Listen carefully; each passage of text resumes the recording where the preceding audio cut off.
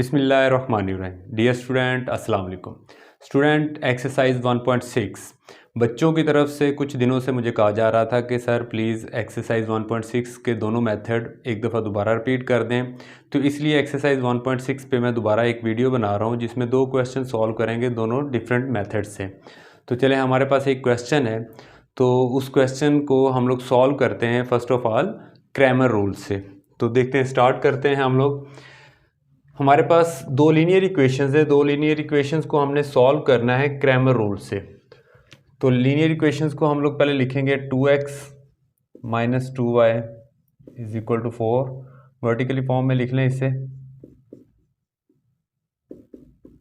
इसके बाद आपको पहले भी बताया गया है लेकिन फिर भी याद रखें कि लीनियर इक्वेशंस को अब आप लोगों ने मैट्रिसेस फॉर्म में लिखना है। तो मैट्रिसेस फॉर्म में किस तरह लिखते हैं? x के कोएफिशिएंट क्या लिखा हुआ है 2, यहाँ पे y का कोएफिशिएंट क्या लिखा हुआ है -2, x का कोएफिशिएंट 3, y का कोएफिशिएंट क्या है 2। इसे ब्रैकेट में लिख लें। यहाँ पे x और y दोनों वेरिएबल आ गए और यहाँ पे 4 और 6। तो ये स्टूडेंट्स हम लोगों ने सबसे पहले इन्हें लीनियर इक्वेशंस को किस फॉर्म में लिख दिया? मैट्रिसेस फॉर्म में लिख दिया। अब इनको नाम दे देते हैं हम लोग। इसको एक कैपिटल A से डिनोट कर देते हैं, इसको कैपिटल X से, और इसे कैपिटल B से करते हैं। तो फर्स्ट ऑफ ऑल हम लोग क्रैमर रूल्स में करने से पहले हम लोग मैट्रिक्स A का डिटर्मिनेंट फाइंड करते हैं। तो A मैट्रिक्स का डिटर्मिनेंट 2 - 2 3 2। डिटर्मिनेंट फाइंड करने का आपको मेथड पता है कि डायगोनल एंट्रीज को पहले मल्टीप्लाई करते हैं। 2 को 2 से मल्टीप्लाई करेंगे 4 आ जाएगा।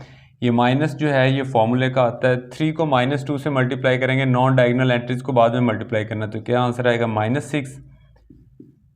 4 + 6 = 10। अब स्टूडेंट्स यहाँ पे याद रखें कि अगर किसी भी मैट्रिक्स का डिटर्मिनेंट नॉट इक्वल टू 0 हो तो उस मैट्रिक्स को हम लोग क्या कहते हैं? नॉन सिंगुलर मैट्रिक्स है ये। अब अगर कोई मैट्रिक्स नॉन सिंगुलर है तो तभी आप उसको आगे मज़ीद सॉल्व कर सकते हैं। अगर ये सिंगुलर मैट्रिक्स होता, मतलब इसका डिटर्मिनेंट 0 होता, तो इसे हम लोग सॉल्व आगे मज़ीद नहीं कर सकते थे। तो अब ये डिटर्मिनेंट तो हमने फाइंड कर लिया, डिटर्मिनेंट नॉट इक्वल टू 0 है, तो सो हम लोग नेक्स्ट स्टेप चलते हैं। अब कुछ फॉर्मूले हैं वो आप लोगों ने याद रखने हैं कि x = x की वैल्यू फाइंड करनी थी क्योंकि आपने सॉल्व करना था। तो इसका फॉर्मूला होता है ax determinant over a determinant. इसी तरह y = होता है ay determinant over a determinant. अब इसको सॉल्व किस तरह करते हैं और ये जो ax और ay है ये क्या चीज़ है? तो ये स्टूडेंट देखते हैं कि ax किस तरह बनता है। a डिटर्मिनेंट की जगह पे तो हम लोग जो वैल्यू हम लोग ऑलरेडी फाइंड कर चुके हैं ये लिख देंगे 10। अब ये जो ax डिटर्मिनेंट है ये किस तरह बनेगा? ax डिटर्मिनेंट के लिए याद रखें कि मैट्रिक्स A का फर्स्ट कॉलम रिप्लेस कर देना मैट्रिक्स B की एलिमेंट्स के साथ। दोबारा मैं बता रहा हूँ आप लोगों को, मैट्रिक्स A का जो फर्स्ट कॉलम है इसको आपने रिपीट कर देना है मैट्रिक्स B के एलिमेंट्स के साथ। तो यहाँ पे 4 6 और दूसरा कॉलम उसका उसी तरह ही आ जाएगा -2 और 2। अब इसको ज़रा सॉल्व कर लेते हैं। डिटर्मिनेंट है, डिटर्मिनेंट ऑलरेडी आपको मैं बता चुका हूँ किस तरह फाइंड करते हैं।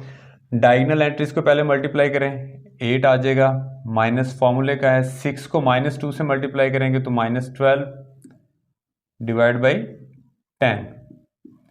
माइनस माइनस प्लस हो जाएगा, 8 + 12 डिवाइड बाई 10, 20/10। तो x = आ गया आपके पास 2। x की वैल्यू तो आ गई आपके पास 2। अब y की वैल्यू इस फॉर्मूले के मुताबिक करते हैं। अब y = a डिटर्मिनेंट की जगह पे तो 10 आ गया। अब ये ay किस तरह बनता है? ay बनेगा स्टूडेंट्स मैट्रिक्स A में से जो सेकंड कॉलम है उसको रिप्लेस कर दें मैट्रिक्स B के एलिमेंट्स के साथ। फर्स्ट कॉलम इसी तरह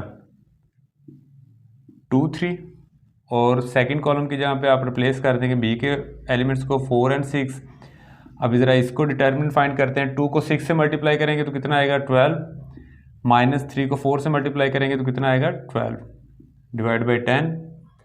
12 - 12 0 डिवाइड बाई 10। तो y का आंसर आ गया आपके पास 0। तो हमारे पास ये सोल्यूशन आ गया दोनों लीनियर इक्वेशंस का, x is equal to 0 and y is equal to x is equal to 2 हमारे पास आ रहा है और y is equal to 0। Dear student, आपने एक क्वेश्चन को क्रैमर रूल से करना सीख लिया है, तो दूसरे क्वेश्चन को हम लोगों ने इन्वर्शन मेथड से करना है। तो चलें स्टार्ट करते हैं। सेकंड मेथड जो है इस एक्सरसाइज का 1.6 में, वो कौन सा मेथड है? Inversion method. इन्वर्शन मेथड में सॉल्व करते हैं। हमारे पास दो लीनियर इक्वेशंस है, दोनों को कैसे करते हैं? सबसे पहले तो उसी तरह जिस तरह क्रैमर रूल में हम लोगों ने देखा कि इन इक्वेशंस को आप लोगों ने वर्टिकली फॉर्म में लिखें।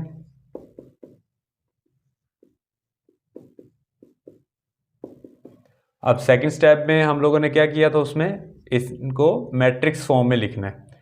2 1 6 5 ये कोफिशिएंट्स लिखे गए। ये 1 क्या है? y के साथ अगर कोई नंबर नहीं तो इसका मतलब उसका कोफिशिएंट कितना होगा? 1। तो यहाँ पे हमारे पास जो वेरिएबल हम लोगों ने फाइंड करने हैं x और y, और ये मैट्रिक्स आ जाएगा 3 and 1। इनको नेम उसी तरह लिख दें, a x एंड b।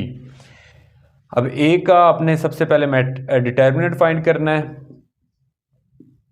जिस तरह हम लोगों ने क्रैमर रूल में डिटर्मिनेंट फाइंड किया था, इसमें भी वैसे ही सेम है। डायगोनल एंट्रीज को मल्टीप्लाई करें, 2 को 5 से मल्टीप्लाई करेंगे 10, माइनस फॉर्मूले का नॉन डायगोनल एंट्रीज को आप मल्टीप्लाई करें, 6 को 1 से मल्टीप्लाई किया 6 इज इक्वल टू 4। अब ये भी नॉन सिंगुलर मैट्रिक्स है तो मजीद सॉल्व किया जा सकता है इससे। तो चलें, इसमें एक फॉर्मूला आप लोगों ने याद रखना है, x is equal to A inverse B। अब A इनवर्स क्या है? Multiplicative inverse of matrix A। अब इसका मजीद फॉर्मूला क्या है? मल्टीप्लिकेटिव इनवर्स ऑफ A का adjoint of A over determinant of A, और यहां पे B ऐसे ही आ जाएगा। अब हम लोग इसको सॉल्व करते हैं। एडजॉइंट ऑफ A क्या चीज होती है? x is equal to determinant की जहाँ पे हम लोग लिख देंगे, डिटर्मिनेंट की वैल्यू हम लोगों ने फाइंड कर ली है, 4 यहाँ पे लिखेंगे। और एडजॉइंट ऑफ ए में देखें, एडजॉइंट ऑफ ए में स्टूडेंट याद रखें कि जो डायगोनल एंट्रीज होती हैं इनको आपस में रिप्लेस करना होता है। दोबारा मैं रिपीट कर रहा हूँ, जो डायगोनल एंट्रीज होंगी इनको आपस में आप लोगों ने क्या करना है? रिप्लेस करना है, और जो नॉन डायगोनल एंट्रीज होंगी उनके आप लोगों ने साइन चेंज करने हैं। तो ये देखें, ये हमारे पास 5 और 2 ये दोनों आपस में रिप्लेस हो गए, और 1 और 6 के आप लोगों ने साइन चेंज करने, -1 -6। ये एडजॉइंट ऑफ मैट्रिक्स ए आ गया, डिटर्मिनेंट ऑफ ए की वैल्यू आ गई, और बी की वैल्यू यहाँ पे लिख देंगे 3 and 1। अब इन दोनों को मल्टीप्लाई करना है, नीचे आ जाएगा आपके पास 4। मल्टीप्लाई देखें किस तरह करेंगे, रो को कॉलम से मल्टीप्लाई करेंगे।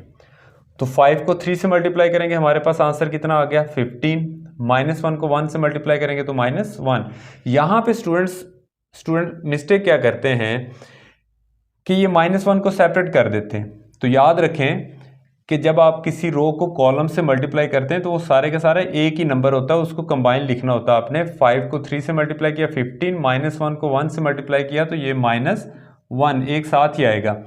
अब फर्स्ट रो का फर्स्ट कॉलम के साथ मल्टीप्लिकेशन होगी, तो अब सेकंड रो को कॉलम के साथ मल्टीप्लाई करें। -6 को 3 से मल्टीप्लाई करेंगे तो -18, और 2 को 1 से मल्टीप्लाई करेंगे तो +2।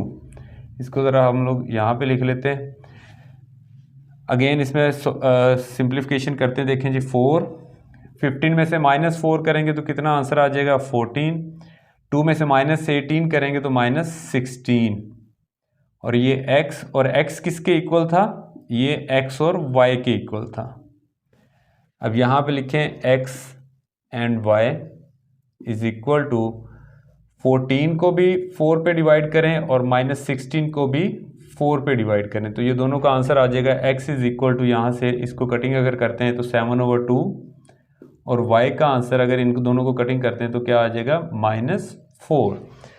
तो ये मेथड था इन्वर्शन मेथड। तो उम्मीद करते हैं स्टूडेंट आज का जो लेक्चर है, आज की वीडियो जो आप लोगों के रिक्वेस्ट पे मैंने दोबारा बनाई है, इन्वर्शन मेथड और क्रैमर रूल आपको समझ आ गई होगी। मज़ीद फिर भी अगर आप लोगों को नहीं समझ आती तो आप मुझे पर्सनल मैसेज भी कर सकते हैं, कमेंट्स में भी लिख सकते हैं। तो सर रिजवान को इजाज़त दें, बहुत शुक्रिया, अल्लाह हाफिज़।